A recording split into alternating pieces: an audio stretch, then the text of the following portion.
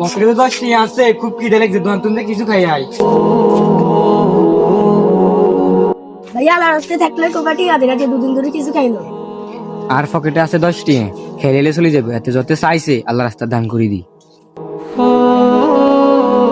আল্লাহ তোমার একটা বান্দা আমাকে 10 টাকা দান করেছে, এই 10 টাকার বিনিময়ে তুমি ওকে বালা কিছু দান করিও। ওরে কানে যারে আমি আইহনি দা ভাইয়া কেলে রাখছেন?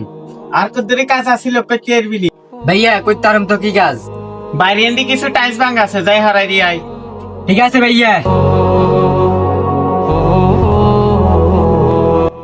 কাজ তো শেষ হইছে, যে বেল্লকে দেখা করি আই। ভাইয়া কাজ তো শেষ করি আইছি। ঠিক আছে দাঁড়া।